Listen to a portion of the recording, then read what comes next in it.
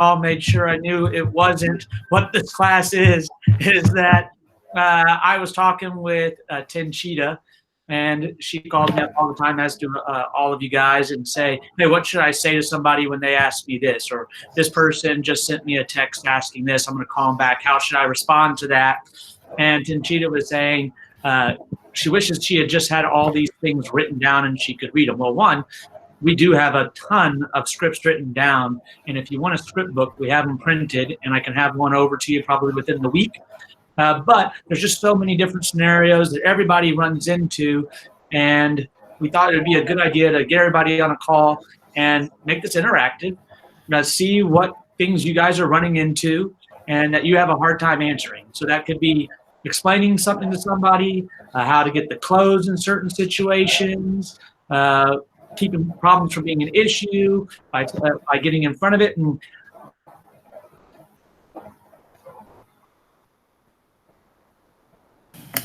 we lost your audio, Mark.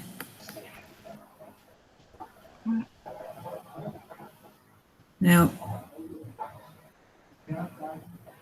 Okay, somebody muted me. Smart plan. So I have no idea where I was cut off there. Tony, tell me where. No, you're good. All right. So the idea is that we'll have this be interactive. I know you guys are running into situations all the time, and so there's probably a myriad of things that we couldn't come up with and have written down in the script books. I don't know if that got cut off before I said we do have script books for you guys to help answer questions that clients might give you or objections they might give you. But I had some agents email me some ones that they run into that they wanted answered today. And then I'm hoping what will happen is you guys will chime in and give me some ideas of things that you're running into that you'd like to get a response for. And you can chime in verbally, or if you want to put it into the chat, I'll monitor the chat as well. So with that said, or at least partially said and partially muted, did any of you guys have any that you want to start with?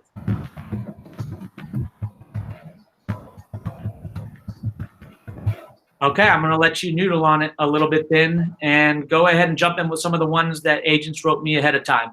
So one of the big things that I see and that the specific agent requested is how do you address all the individual issues throughout the transaction, piling up, and sort of giving an off taste to the whole entire thing by just death by 1,000 cuts. And so a good conversation that I have with every single buyer or seller before we start going and working with each other, our initial conversation is, hey, let me tell you that with real estate being the oldest, second oldest profession in the world with a lot of similarities to the oldest, you would think they had everything figured out, but they don't. There's a ton of people and there's a ton of moving parts. And when you have all of that mixed together with a lot of emotions and a whole lot of money, stuff just gets broken along the way. But don't worry, we're going to have a lot of things that pop up, but 9 out of 10 we'll be able to figure out and move forward. And it seems like just about every single time when we get to the closing table, everybody's really happy that they've got a home to move into or a home to sell. So lean on your team. We're here to support you. When stuff comes up, we'll get you through it. Fair enough? All right. Let's go price high to give a buffer. An agent asks, hey, I keep getting sellers that are saying they want to price high so they have a buffer on their negotiation. What I'd always tell a seller on that is you got to get them across the threshold of the property before you can negotiate. And if you don't have anybody looking at your home, Mr. and Mrs. Seller, then you never get them to that spot where you can use that buffer. So how about this? Let's go ahead and price it like the CMA suggests is a good starting price for a property. And then when we get somebody that's interested, you can lean on me and all of my team's experience in making sure that we get you the best possible price with the best possible terms. Okay with you? All right. Actually, Beth, I'm going to let you monitor the chat room, and if someone types one in, you let me know, okay? Otherwise, it's going to be the shortest class you've ever taken. Okay. Lead-based paint addendum. How do you explain that there are options to get it inspected when nobody gets it inspected? This was one sent to me. And I say, I suppose you could somehow find someone to get a lead-based paint. You could find someone to get a lead-based paint inspection, but I don't know how to do that. Let me save you the time and energy and effort, and that if your house was built before 1978, it has lead-based paint somewhere in it. If that's a concern for you, which it could be, it's a real health risk, I would go ahead and focus on newer homes, and we could just rule out older homes. Okay? Okay, there's a question. Fire away. Allison asked, I want to wait to buy until the prices drop due to the bad economy because I want a deal. Yeah, I remember in 2011, people telling me that same thing. And here we are all these years later, and there's 3,200 less homes on the market than there were then. And we have additional 300,000 people living here and competing for those homes. So that strategy hasn't worked out. And while there might be some dip in the market, or there might just be a continual rise, who knows? What I would tell you is everybody that bought in 2011 is really happy that they did. And it's my inkling that anybody that buys today, talking about 2030, is going to be really happy that they did. Fair enough? Okay. Next question, there's two of them that are very similar. How would you handle questions about the experience or inexperience as a new agent? Especially when they're asking, how long have I been in the business, or how many transactions do I have? What's the best way to answer? I'm so glad that y'all asked me that, because I am new to the business. I haven't been in it for a really long time, but I want you to know that my team has been in it longer than anybody in this area. We've been in business for almost 48 years. So any transactional stuff, I can get the answer for it like that, and you'll be able to see that really quickly. But let me tell you the advantage of using somebody like me. I have all the access to all the information, but what an agent that's been in the business for 10, 15, 20 years that might just know those answers without having to call and get them figured out, they don't have the same level of enthusiasm that I do. They might have a whole book of clients that they're having to work and split time amongst, and they might not just have the energy that I can bring to the transaction. So you get my full focus, you get my full attention, you get all of this enthusiasm, plus you get all of the resources, all of the tools, and all the experience of a brokerage that's been around for almost 50 years. Okay? I hope that was recorded. Okay, Yes. keep firing at me. All right, so the next one is from Chris Viet. It says, I'm also talking to an agent who lives in this area. You had to drive 30 minutes to get here. Why should I go with you instead? Yeah, I'm so glad that you asked that, because the drive could be an hour.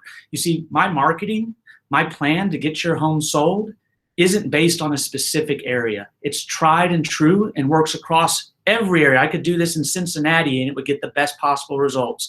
So the reason you use me is that if you want to sell your home, or if you want to buy a home and get the best possible price, I'm the guy to use regardless of where I live. Fair enough? The next one is from Allison. I want to ask the sellers to repair all the deficiencies in the inspection. Yeah, and we can absolutely ask for that. And our leverage ultimately is that we're in an option period that gives us the right to terminate. So we can ask for everything. We could ask for some things. We can ask for cash. We can move forward as is, or we can terminate. But what you should know is that while we're using this inspection report as a tool to go and ask for stuff, they're not required to do it. So I'm going to present these things as items that you want fixed, but usually it settles somewhere in between. They'll say, hey, we'll give you money for it, or we'll do some of them. And that emphasis is usually, even though it's just a number we're negotiating, we're going to usually emphasize safety issues or bigger issues, and the small ones sort of end up in the wash. But ultimately, we're just retrading them, and we're trying to get you the best possible price and the best possible terms. So at the end of the day, if they're not willing to give you terms that you like and that you're willing to move forward with, you have the right to terminate. You just might miss out on a house that you really, really like over something really, really small, okay? Okay, next one comes from Ophelia. She says, as a listing agent, new sellers disclosure asks if there's a previous seller's disclosure. How do you nicely respond if potential buyer's agent asks to see it? Absolutely, let me get it to you.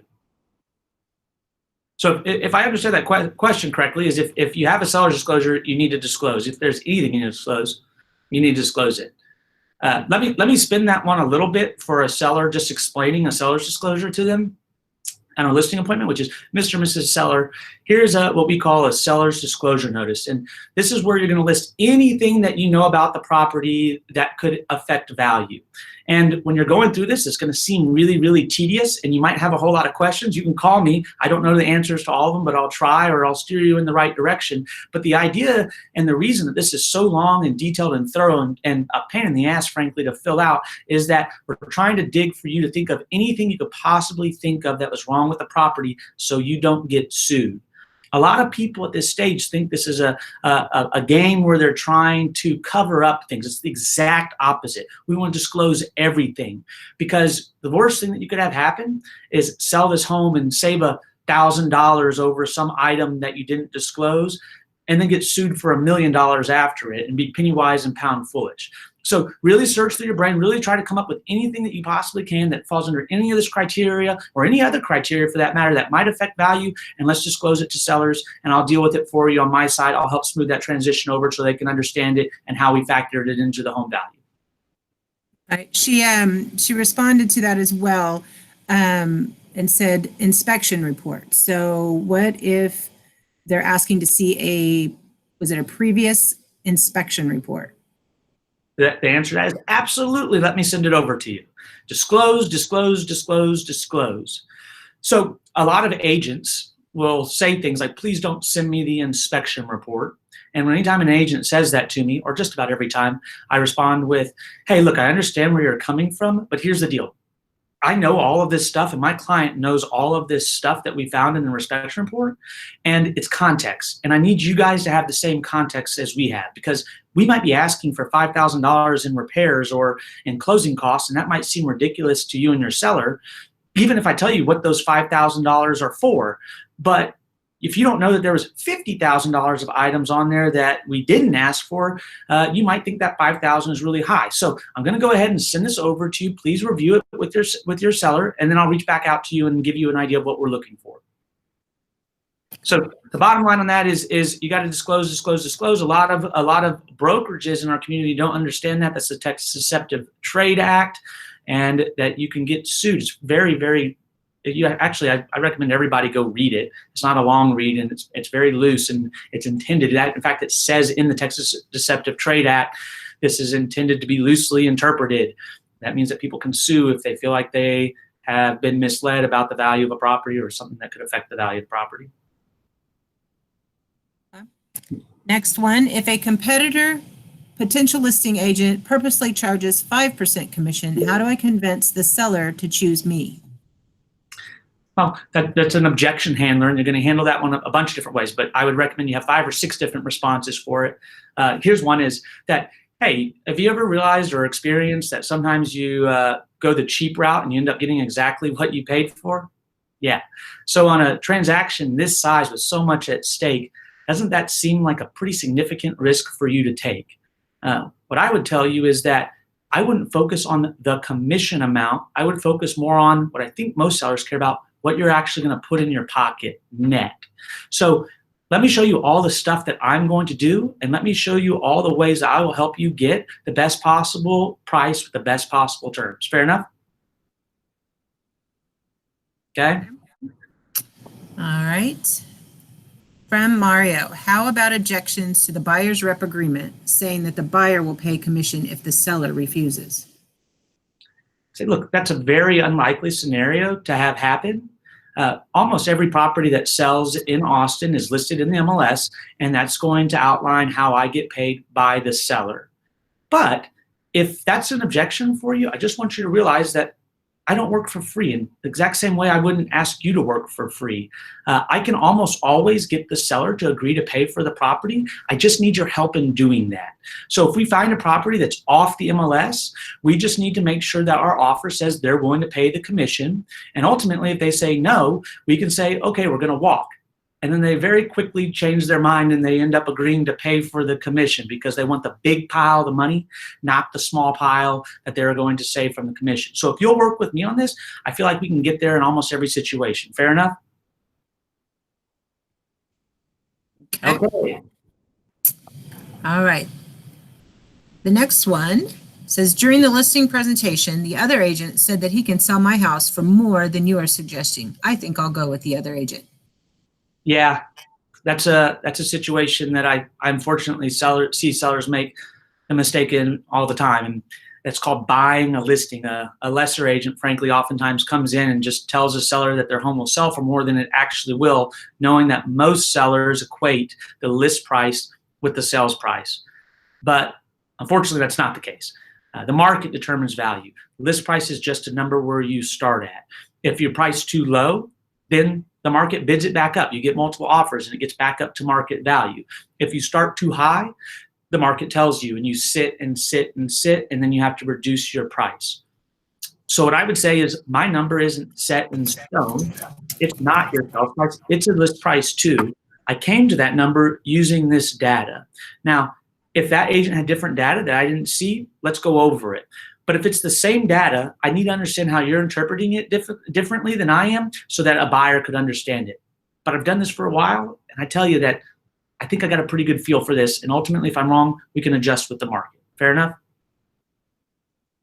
And what I would just say is to add on that, because people sometimes come in and ask me the question, but then the price comes up and they say, yeah, I wanted to list it for 400, and they said that they wanted to list it for 410.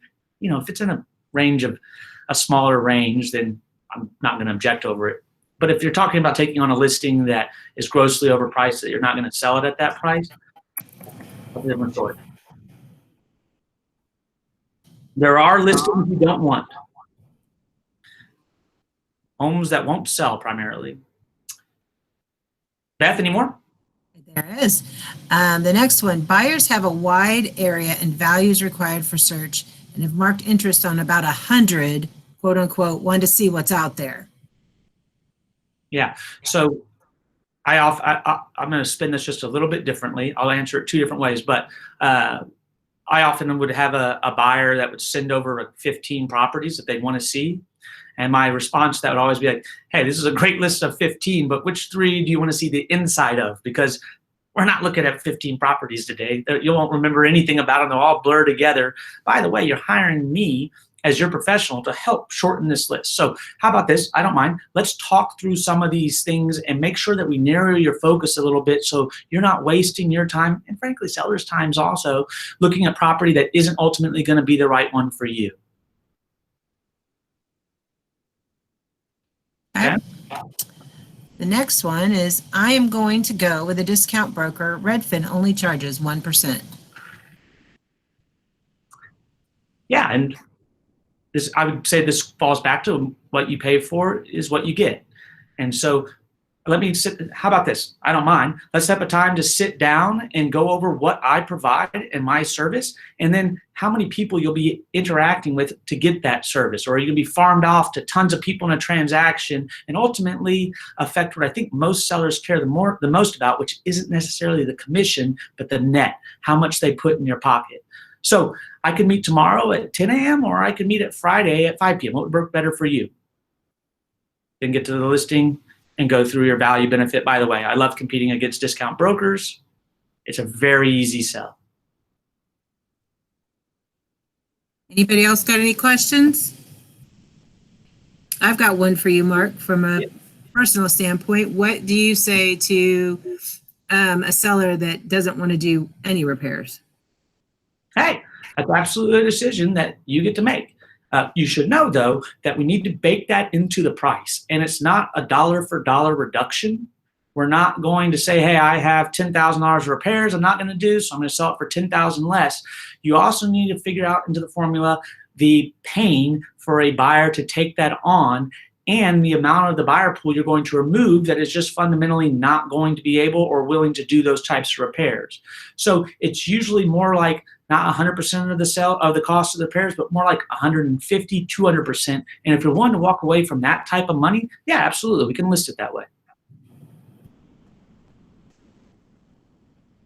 All right, guys, there's 60 of you on this call. I know there's got to be some more questions out there. Fire away.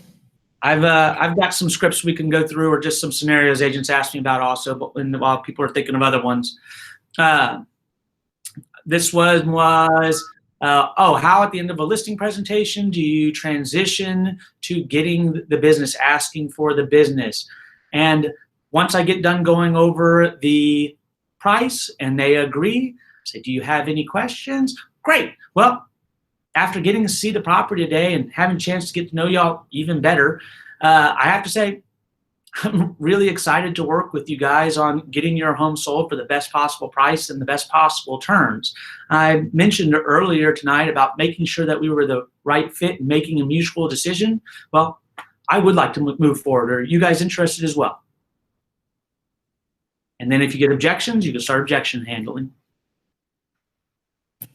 Got a couple of questions. Okay. Zillow is saying the summer will be a buyer's market. You're telling me the sales prices are going up in Austin. How can Zillow be so wrong? Well, I know you have to ask the Zillow CEO. I think he sold his home for $8 million more than his estimate. You see, Zillow is a big international company that is using big international aggregate data to come up with numbers and scenarios. Austin is a micro market, and I'm the expert in the micro market. Here's the data that I'm seeing, and that's that we frankly have decreasing inventory in a drastic way year over year, and we have a significant uptick in the number of buyers. And the reason for that is our job market is just unbelievable. So right now with COVID, that's a little bit adjusted, but fundamentally the market is still the same. We have fewer sellers than we have buyers. And as long as that ratio exists, and frankly it has for the last 30 years, then prices should continue to tick up. I'll tell you, I talked to a lot of people back in 2010, 2011 who were saying they wanted to wait for the market to come down further. All those people today are really wishing that they had bought right then. And I have a feeling that in 2030, you're going to be saying the same thing about right now. Next one. I really like the agent that sold me this home. I think I'll go with her. Yeah, there's a lot of great ones. Frankly, they're probably all more likable than me. But how about this? I don't mind. How about we set up a time to sit down and I can show you what I do for my clients? Because ultimately, I think most buyers are thinking about using the agent that's going to find them the best property at the best value. And most sellers are looking to use the agent that's going to net them the most money and make their transaction as smooth as possible. So I don't mind. I'll come over. I can meet tomorrow at 10 or Friday at 5 p.m. And at the end of the day, if you leave feeling a little bit more informed and nothing else, we don't move forward, that's fine with me. And then go give a buyer or listing presentation. Okay. Next one is from the buyer. I don't sign buyer broker agreements. I've bought other houses and I've never done it. Well, it's certainly a decision that you get to make. Having said that, I have to have a little bit of protection when I'm working with somebody, because just like you, I wouldn't ask you to work for free, and I hope you can understand the same for me. The question I would ask you is, are you looking to find the home at the best possible price with the best possible terms? And if you're looking for that, I'd love to set up a time where I can sit down and show you the way that I work and the process that I go through to ensure that. So how about this? I don't mind. I can meet you at 10 a.m. tomorrow or 5 p.m. on Friday. What would work better for you? Position and transition and go give your buyer's presentation. Okay. We've had 2 requests for you to go over the wanting to wait for a bad economy for the prices to drop to get a deal. Okay. So back in 2011, I was working with a lot of buyers that were saying the exact same thing. And now we're looking at a market with over 3,000 fewer homes and 300,000 additional people living here. And those people are saying to themselves that they wish they bought in 2011. And what I can tell you is I have a pretty good inkling that because of our market and because of our job market, because of the economy here, and because we're in Texas, that in 2030, you're going to be looking back at the exact same thing and saying, I wish I had bought in 2020. Fair enough? Tony would like to know, what's the fastest animal in the world? Sorry. All right. So the next one says, if a buyer is wasting your time and asking to see new builds, getting the salesperson excited. Oh, hold on. My scroll just went down. Oops. Hold on. Technical difficulty. Oh my gosh. Okay. If a buyer is wasting your time and asking to see new builds, getting the salesperson excited, then backs away when it's time to sign the contract, how would you word it nicely that you are getting tired of this dance? Remind them that we don't get paid until the home closes.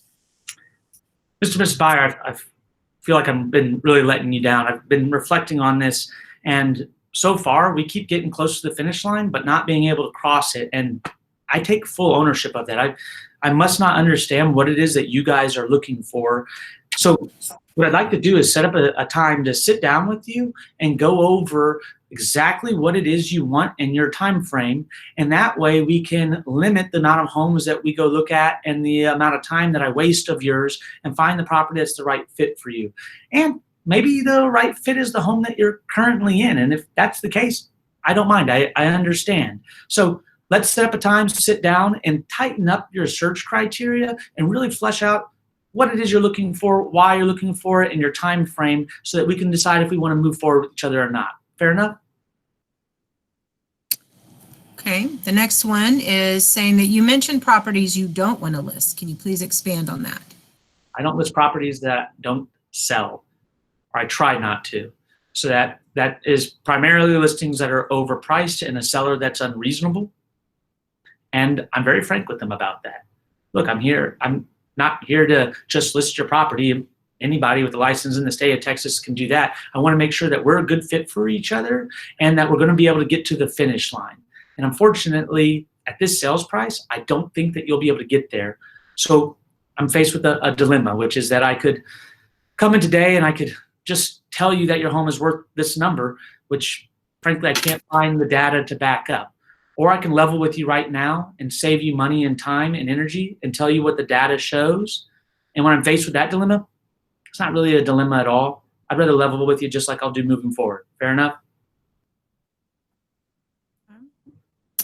And if there is a listing that they're not willing to adjust on the price, then run. The other listings that I don't want are with people I don't like. And hopefully you build up a business that's big enough and strong enough where you get to make those decisions. But I remember the first time I walked into JB's office and I told him about this miserable client of mine. Her name was Sandy. I can remember her like yesterday. And I was explaining the situation to him, and he said, well, why don't you just fire her? I looked up and thought, I didn't know that was an option. You can do that. You can go fire them. And so I called up Sandy and I said, hey, look, I'm really sorry. We're not a good fit for each other. I don't think this is the right partnership. So I'm going to go ahead and terminate the listing. And if there's anything else I can do to help you, let me know. And I remember Sandy paused for about 3 really long seconds. And then she said, what if I pay you more? And in my head, I was thinking, not a damn chance. I can't wait to get rid of you.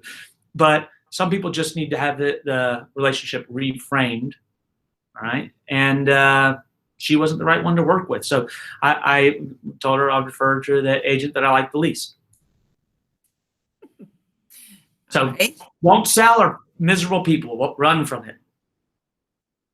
All right. Next one says, I don't think I can pre-qualify for a loan right now because I work contract and haven't had a job in 6 months, but I expect to have one this summer and need to buy a house in September. Well, the timing of that is something that we need to sit down with a professional. You see, I am a professional on the purchasing and selling of homes. That's my expertise, but I'm not an inspector. I'm not a lender. I'm not a title person. I'm not a septic person, et cetera, et cetera, et cetera. These are all people that we bring into the transaction because of their expertise. That's their full-time job. So how about this? I don't mind. I have a great lender with Premier that I'll set you up with, and they'll sit down with you and they'll work through all of your scenarios. And depending on how that meeting goes, we can either find you a property to purchase, or maybe we delay that purchasing decision and we put you someplace temporarily until everything gets worked out. Okay? The next one says, more on our costs. If a client objects to the dollar amount of our services, even after we've explained our services in detail, they still seem fundamentally opposed to paying $20,000 for such a short process. Well, Mr. Teller, I'm really glad that you said short process, because I could see why you would think that that was too much for a short process. But you should know it's not a short process. It's a very long process. It could potentially be an extremely long process. I'm here to keep it as short as possible. But you should know that in the city of Austin right now, it takes on average for 46 days for a home to sell. And then after you get that property under contract, in a best case scenario, you're looking at closing it in somewhere between 30 to 45 days on average if there's a loan involved. But that whole process is incredibly complicated, from finding the buyer to getting the buyer under contract with terms that are acceptable to you, and then escorting that buyer and that buyer's agent through the inspection process and a whole period of time they have the due diligence and terminate the contract with whatever they please, and then the lending process and the title process. And so when you get done with all of that, you're not talking about something short, you're talking about something that, even in a best case scenario, takes time and something that you really need expertise on. So I would tell you, if the cost of that is your biggest concern, I can find you an agent that'll do it for almost nothing. There's people that will list your house for $18 a day.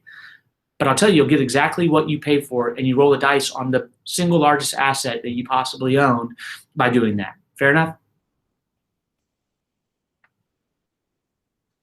All right, guys, more questions, please.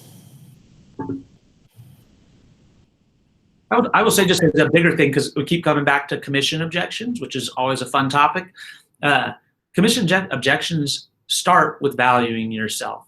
So understanding that you're not a commodity and it's not a race to the lowest price, and that the top agents in this market are taking their commissions at 6, 7, 8, 9, 10%. And so they're getting those numbers because they value themselves and they're able to successfully convey that to a buyer or to a seller. So it can be done, but realize that most agents out there suck. You're in a very tiny percentage of agents that have been formally trained, have a ton of support and resources and tools, education, et cetera, et cetera, et cetera. You're worth it. You're absolutely worth it. Okay. Got one more. Can you give your example of how to address issues you see with a home during a listing walkthrough? I point them out. So if there's something wrong with the house, I'll either ask a question or look at it or wipe a finger on something dirty, and then start writing notes about it. And more often than not, the seller will prompt it. They'll say, oh, well, we realize that that's damaged, or we realize that that was a stain and that was from a leak that we had from a rainstorm a while ago. We fixed the roof, but should we paint over that? And the answer is just 2 words. You're going to say it all the time, which is, I would. And then just keep writing notes and keep going. But they're trying to make your job easier, and it is what I would do. It's exactly what I would do. If I had something that would potentially scare off a buyer, I would try to fix that item. So you don't have to be afraid to give them honest and straightforward advice. I find that almost every single time they value it. Just don't be rude about it.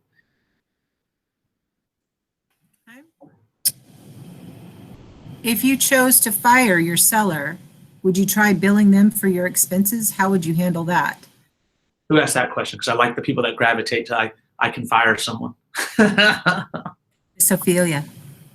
If you're gonna do that, that should have been addressed in the initial listing presentation. So some listing agents have the cost that they would get reimbursed should the listing terminate. But most times when I'm firing an agent or a seller or a buyer, I haven't incurred a tremendous amount of cost because of our brokerage structure. The brokerage is eating most of the expenses. But if I'm the one that's initiating it, I'm probably decided that I'm more than willing to walk away from that loss. If they're the one that's initiating it because it's just not going well, you do have a contract. They don't have the right to just go ahead and terminate it. So you can say, hey, look, I'm happy to do that. I've invested $1,200 on marketing your property so far. I'll let you out of the contract. In fact, I think it's probably the right thing for both of us to do, as long as you'll reimburse me the $1,200 that I've already spent trying to find a buyer for your home. Fair enough? Okay. What do you do when the seller does not have the money to make the repairs? Well, Mr. Seller, I completely understand. So what we need to do in that situation is list at a price where we can handle that objection. So when you have a bunch of repairs that need to be done, there's a certain part of the buyer pool that we're just going to completely remove from looking at your home. They're just not willing to take on projects of this size. So it's not that we just reduce the sales price by the amount of money for the repairs. We also need to add an incentive to somebody to take those repairs on, because otherwise they could just buy a home that they didn't have to do that, right? So we're not talking about reducing the sales price by 100% of the cost of the repairs. We're talking about reducing that sales price by 150, 200% of the cost of those repairs. And if we go too low, the market will tell us. It'll bid back up into a higher price point.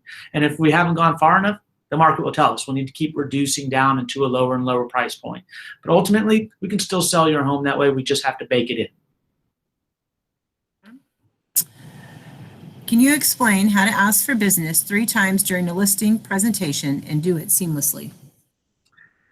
Yeah, so the first ask would be the one that I read earlier, which is that I'm really excited to work for you guys. After talking with you on the phone, I felt like it was going to be a good relationship. And after seeing the home and getting to know you a little bit more, I certainly feel that way now. So I'm really excited to move forward and get you the best possible price and the best possible terms. Are you guys ready to move forward as well? So if you get your first objection, then clarify the objection. So it's either that they want to think about it, it's the commission, it's the price, and sometimes they don't tell you what that objection is. So you have to flush. So is it the list price? Is it the brokerage? Is it the commission? Is it me? Keep digging until you get it. Then if they give you your objection, you objection handle and ask again. So did that make sense? Are you ready to move forward? And if they delay again, say, no, that doesn't make sense. The other person was good. They did seem like they were going to do good marketing and they were going to do it lower. Okay, well, and then just re-attack. You just go right back to it. They say they were going to do this, and that, and keep working through it. After 3 times, time to walk. You've given it a shot. And most people aren't willing to ask 3 times. And who knows, maybe that person will call you back up and give you the business later on. I would say that that doesn't happen very often. If you've got asked 3 times and you haven't gotten it, you're probably thinking they're going to go with somebody else. But get out of your comfort zone, ask 3 times. There's magic in the number of 3s. If you've got through my listing presentation class, you remember watching the Austin Powers video with Will Ferrell being asked under interrogation 3 times and then always giving the answer after the 3rd. There's a lot of studies on this. It's a psychological thing. Just, I would say the most important thing is having the confidence to do it versus knowing exactly what to say. Just have the confidence to keep asking them and see where it goes. You'll figure out all the objection handlers over time. Has a buyer or seller stumped you in the last year with anything? And what has been your biggest struggle this year? I don't know if it's a buyer or a seller has stumped me. But Lord knows I'm deeply flawed and always thinking about every situation that I've been in. I leave every listing appointment that I've gone on, and I leave every buyer presentation or buyer showing that I've gone on and noodle on it for days. You know, if you're in one-on-one coaching with you, we talk about being obsessed, and there's something to be said about being obsessed in this business with everything and just diving in. And I think a lot of times when you're talking about mindset stuff, it's like, how do you not think about this stuff? But salesmanship is not one of those things. It's how you tweak what you say, how do you tweak how you presented it, how do you adjust that for different personalities. I celebrate successes or the exact same way that I celebrate failures. There's no difference for me because each of them is a learning opportunity for me. So if I went on a listing presentation and they listed with somebody else, damn it, what did I do wrong? I'll call up the seller and say, hey, could you just kind of walk me through why you chose that other person? I'm always trying to make my business better, and I appreciate that you selected another person. I just wanted to know what I can do with other sellers moving forward that could make me work a little bit better. So yeah, I lose all the time. I make mistakes all the time. I don't know if stump's the right word, just because I've been in it a long time and get to see a lot of deal flow from you guys and went through lots and lots and lots of scenarios, but certainly deeply flawed still, and proud of that. Okay. Swan asks, how do agents build confidence in sales? So sales is a learnable skill. I was a terrible salesperson when I got started in this business, and I'm not saying I'm a great one now, but I am exponentially better than I was once upon a time. But I did that through a lot of hard work, a lot of obsession. So there's lots of great sales books. There's tons of them out there. I love Tom Hopkins, The Art of Selling Real Estate and Art of Listing Real Estate, 2 separate books. I read each of them probably 15 times. I used to just have it on my coffee table and always pull it up and keep thumbing through it. I used to follow around sales trainers like a junkie. So I saw Tom Hopkins speak in Dallas, and then I saw him speak in Austin, and then I saw him speak in Houston, all within a week of each other, the exact same presentation. And then every other time that he came near Austin, I would still go see him. And then I went probably 5 or 6 years without seeing him. And one of my sales and leasing managers from a while ago, I wanted her to be on the same wavelength as me. So I paid for her to go take it and went with her. And I was sitting there in the audience thinking, this guy's stealing all of my lines. That's my line. That's what I say when this. I'd forgotten. I learned all the lines from him. It's just repetition. It's hearing the stuff over and over and over, treating it like a craft and studying it over and over. YouTube makes it so easy right now. If you're not watching a sales training video at least once every day, they're 5 minutes long, 10 minutes long. It's not a big ask time-wise. Then you're missing out, because there's really good content that you can pick up on and you can adjust to your own business and say it the way that makes more sense for you, but keep paying attention. The buyer backs out due to COVID-related job instability. How often should I go back and check on them again without alienating them? So sales is a science, but it's a sweet science. So there's not an exact math to all of that stuff. You just have to kind of have the feel for it, right? If you're calling them every day and pushing them, that's one thing. I'd also say that it has to do with what you're calling them about. If you're calling to help them, then I don't think there's any limit on how often you call them. If you're calling them to talk about forward, family, occupation, recreation, and dreams, I don't think there's any limit. You know, I think about my wife. How often do I talk to her? 10 times a day, and I don't think I'm over communicating with her, because we talk about stuff that's important to us in our life. And you probably have a whole lot of people in your database you do the same thing with, and you don't think anything of it. They're your close friends, they're your family, you're talking to them all the time. If that client is a close friend or a family, like hopefully they are, if they've made it to the 150 and they've stayed there for a long time, your 150 A's, then yeah, I think you're just being genuine and talking as frequently as possible. At a bare minimum, anybody that's in the sales flow should be getting your 7 touches.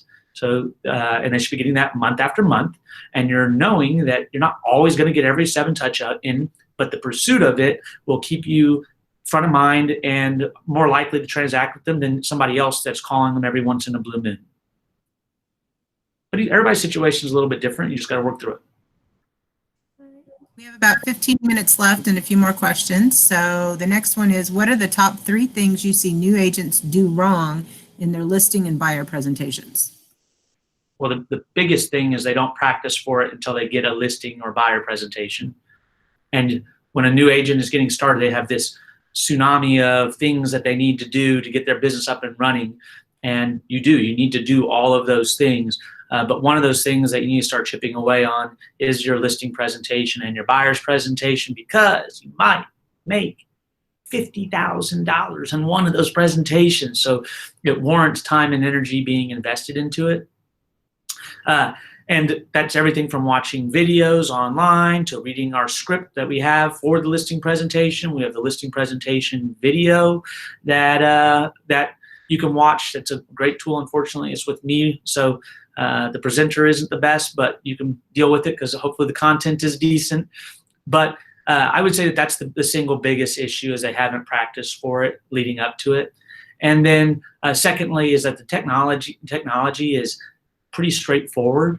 But if you haven't spent time playing around with it, it can overwhelm people and knock them off their game. So practicing isn't just the salesmanship. It's not just what to say. It's also getting familiar with your tools. The consummate professional is going to be a good salesperson and going to be able to master their tools that they're giving the presentation with. There's an old sales saying that a great salesperson never tells somebody something that they can show them. So even if you're great and going in there and you're great off the cuff and you have all your stuff down, then if you don't have your tools set up right and you can't show them, you're going to be at a disadvantage. And then lastly is understanding that most sellers and buyers evaluate professionalism off property knowledge. So It's not, can you interpret paragraph 9 of the 1-to-4 family contract? They're not going to ask you those questions, but they are going to say, what did that property over at 123 Main Street sell for? We saw it was listed and they had a for sale sign or a sold sign up within 3 days. We're wondering if it went over asking. And you can answer those questions like a sucker salesperson. I don't know, let me look into it. Or you can say, yeah, that sold for $489 a square foot. That put it at $1.75 million, which is the second highest price per square foot that's ever sold. And you get the idea. You can, if you have elite property knowledge, you can overcome a lot of ills. Couple more. All right. What do you say to people who don't want to be seen as a pushy salesperson? I get this all the time, and I think this is something that lives in agents' heads. But if you're genuine and if you're good at what you're doing, I don't think the consumer thinks of you as a pushy salesperson. They think of you as someone that adds value. So none of my clients think of me as a pushy salesman. Having the answer and a script for them for everything they're going to object or bring up is simply just being a professional in my book. So if you come at it from the right place, you're good. At the same time, don't be a pushy salesperson. So remember, the deal is not a transaction. That's where I see agents push all the time. They've got a deal that's falling apart during option period, or they think they found the right property for the buyer and they're not moving forward on it, and they're just pushing and pushing and pushing. And of course, the buyer or the seller feel that. But if you understand that the deal is not that transaction, the deal is the relationship, then you'll never push because, hey, if they don't buy this one, not a big deal. I'm going to be in real estate for the next 50 years. Whenever they do transact, I'm going to be the person that works with them. Then you don't care badly if a deal falls apart because you're going to pick up that check somewhere down the line and get to help that person. Plus any referral that they're going to send you in the future as well. So the deal is not the transaction. The deal is the client. The deal is the relationship. Be a professional, know your stuff, and come at it from the right spot, and you'll be okay. And they won't think of you at all as a pushy salesperson. I'll add one last thing because I know Zach likes to mention that I say this all the time, which was when I was a full-time real estate agent, all of my clients, when I switched into management, within 6 months, they were all saying the same thing, which is, damn, you were a much better friend when you were an agent. And they meant that to break my balls a little bit, but I always took it as a compliment to how I ran my business, which was they had no idea I was running my business. They thought it was just my normal interaction with them, and it was. I genuinely and authentically like to engage with them. I ran out of time to do that when I got into management, so I just wasn't able to do that time-wise. I wish I could. But yeah, if you're coming at it from the right place and you're running your business the right way, you're talking to people about forward, you're doing 7 touches, all of that, then you're good to go, and they'll think of you as an asset, not as a pushy salesperson. Okay. And the last question, I think, is who are your top YouTube sales resources that you watch? I really like Tom Ferry and Brian Buffini, but there's a lot of great ones over time. Floyd Wickman, like I said, Tom Hopkins, Brian Tracy. There's a bunch of good ones that you can look up, and some of the videos are really old and grainy, but the content's amazing.